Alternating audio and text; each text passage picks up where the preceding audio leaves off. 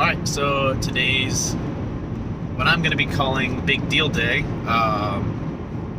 Yeah, I have 3 things lined up that could potentially be worth my time. I have, right now, I got the trailer behind the Kia Soul back there. Going to be picking up, well, hopefully picking up an 08 Kawasaki KFX 450. The guy says that the case is cracked, but other than that, runs great, ran fine.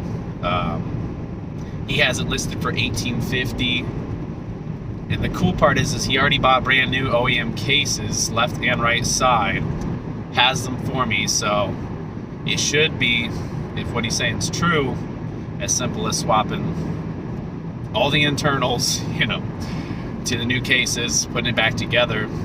Obviously, we'll do maybe new bearings, rings, everything while we're in there, but hoping that one goes really smooth. I want to offer him 16. That's what I'm hoping to get it for, but won't know till we get there. That's the first one. Pretty clean machine, so excited about that one. If it's even remotely good, I'm going to get it, because I think that's a great deal. It's a $35,000 to $4,000 bike. The next one later today is a Raptor 350 that he said it ran, and then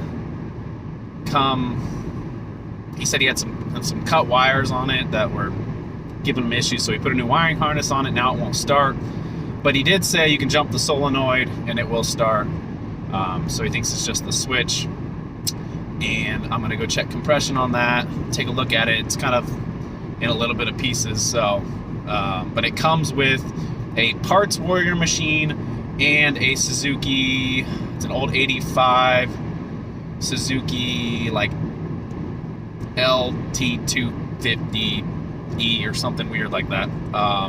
So it's a weird mix of things, but he has it listed for $850. I'm hoping to offer him 6, depending on the condition of the Raptor. If the Raptor's has bad compression or anything, I might not do the deal, but that's the second deal. The third deal of the day, I have a guy who offered me a 2011 Polaris Ranger Razor 900 XP.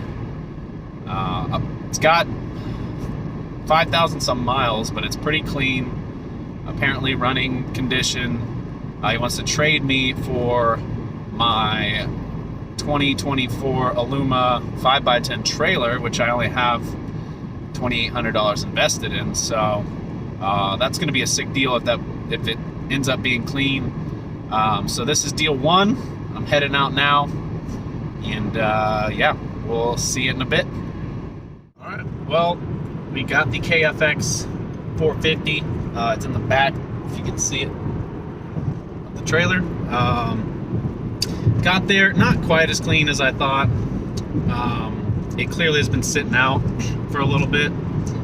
Has some algae and a lot of bolt heads kind of rusting. The biggest thing was when he fired it up, it didn't sound like a knock, but it definitely had something rattling in there. It did run. It did fire up and ran, so the upper end must be decent, but it sounded so bad I told him to just cut it. I didn't want it being ran anymore. He's convinced that it's probably the transmission rattling around, but I don't know. So we'll have to see when we get in there. So we'll get it back and see what it is. I did get it for $1,700. He wiggled a little bit, but he said he had $1,650 in it, so he was barely breaking even. So we'll take it apart and we'll see what's going on. We'll see when we get there. All right, here she is in all her glory. Kawasaki KFX 450 has the IRD Pro Series exhaust. Got some heat shield here. Relatively newer battery. DG Nerf bars. As you can tell, this thing did sit out quite a bit and rust out. A lot of these bolt heads are seen better days, basically. Same with a lot of the suspension parts. You got, mold growing here and there. Chain's pretty corrody and yummy. The case crack is actually right there. Big old crack. He said it's actually quite common on these machines. He said it was something to do with people dropping it in reverse when rolling forwards. I don't know, I haven't looked into it, but you can see how big that crack is and goes down. I haven't gotten underneath it to see how far it goes, but he gave me both sides of the cases, so hopefully we only need one side. But there she is. KSF 450B 08. So it is titled, clean title. That was the biggest selling point. It's got the almost brand new weird brand Swamp lights on it. I haven't heard of them, but they still have, the little nipples here and there on both tires, which is really nice. The rims had the cheap black spray paint on them, but all in all, looks pretty decent. The back light's busted. He said it probably needs a rear wheel, or I can't think of what it's called. Your bearing in here, your rear end bearing. Like I said, pretty rusty here and there. This is just sitting on here. Not sure why that was taken off.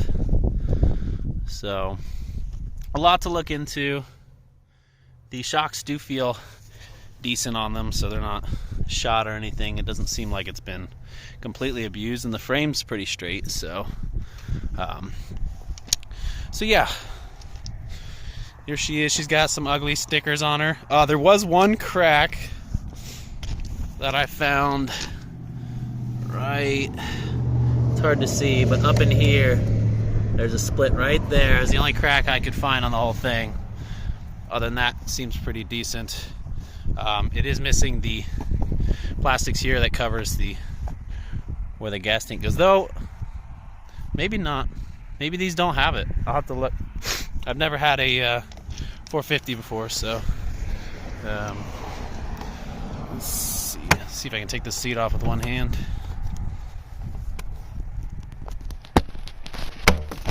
There we go. The seat actually doesn't have any tears in it. Looks pretty clean. And the air box, I believe, looks pretty good. Didn't look like anything crazy was going on. Got an air filter in there, and there's like no oil sitting on the bottom or anything weird like that. Doesn't look new, but it doesn't look abused or anything. So yeah, came with all that. Everything looks pretty decent engine wise, other than the crack. Like I said, she turned over, but man, it sounded so bad. It was rough. It sounded like something was bouncing around in the bottom end to me, and he thought it was parts back here. I thought because the transmission wasn't engaged, it was in neutral, that it shouldn't have been rumbling like that. So I guess we'll find out when we get in there. So that's the Kawasaki 450. And yeah, I guess you'll see in the next video. We'll see how bad she is. But I did end up getting it for $1,700 with a clean title. It's got the chipped up DG front bumper. But yeah, I haven't actually checked the brakes. Now that I think about it, the parking brake is on, so clearly that's not. Oh, it's not hooked up on the rear brake, so that's not going to work. And then the front brakes. Oh yeah, so the front brakes do work. So the back might be fine. It's just currently hanging there. So yeah, in the next video we'll check it out and see.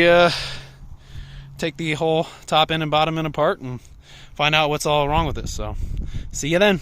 Peace.